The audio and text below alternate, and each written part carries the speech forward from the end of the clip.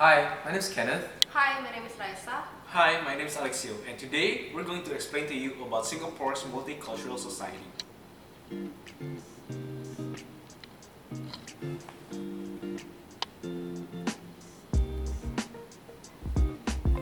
So, what exactly is our aim?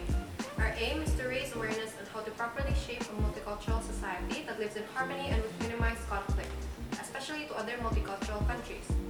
We plan to do this by determining how Singapore, one of the countries who have successfully developed racial harmony and respect despite its differences, manages its multiculturalism.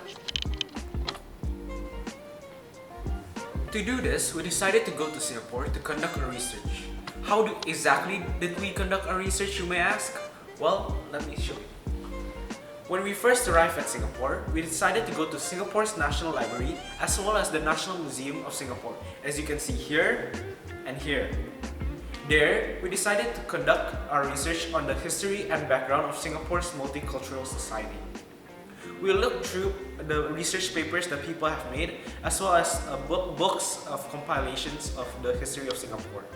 We also went through the things that are provided in the museum to aid us in our research. Next, we went to Bugis, Chinatown, and Little India. There, we gave out questionnaires as well as interviewed some people.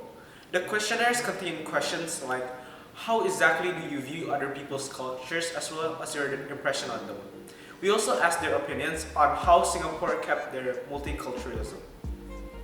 We also asked them on how the government kept the multiculturalism community going.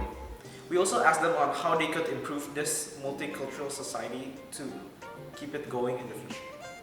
Here is an example of the Google Forms.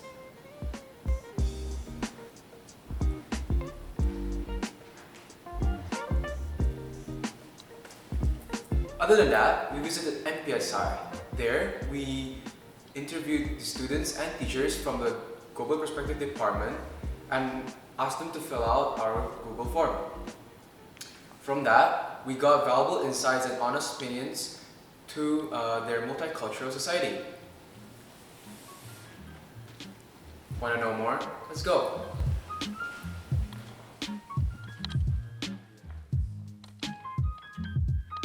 In the Singapore National Library, we found that according to a book by Chua Beng Kwat and Edisi Wangpo, a big reason why multiculturalism works so well in Singapore is because of the strong patriotism instilled by nationalistic rituals. The citizens would rather call themselves Singaporean first before identifying their own race.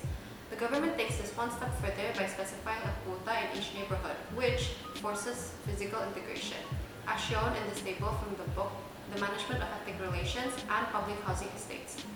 Although the Chinese still owns the major proportion of the flats, the government still ensures that there is no ethnically homogeneous settlements, which seems to be a step in the right direction. Other than researching in the library, we also took to the streets to ask the citizens of Singapore to fill in our Google Forms. We received more than 70 respondents from different race groups.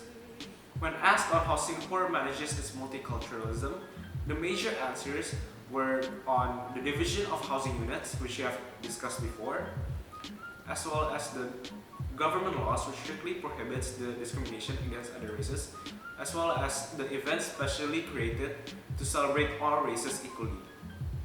Specifically, Racial Harmony Day is the event that is most talked about in Singapore because it is a day set aside by the government to create Singapore's multicultural society. We also asked which factors impact the Singapore's multicultural society the most. From education, government laws, economy, as well as its history. We got to know that government laws were the most impactful towards Singapore's multicultural society. Its history being the least impactful of them. Towards the end of the trip, we visited MPSI, where we got to interview the teachers and got the students there to fill in our Google Forms. A teacher, Rajiv Bisit, states that although the Chinese are the majority, they don't act like it, so the minorities don't feel oppressed. Furthermore, he states that although he was born from an Indian family, he would rather be called a Singaporean. Lastly, he believes that Singapore is able to maintain a good multicultural society because of their stable and transparent government and their citizens which abide by their law. Another teacher, who chooses to stay anonymous, states that there are many other countries which are rich in cultures that create strict laws. But the difference with Singapore is that they are able to enforce and implement these laws much more efficiently. In conclusion, the success of Singapore's multicultural society largely depends on its government through laws, events, and housing. With that said, this has been our video about Singapore's multicultural society. Thank you for watching!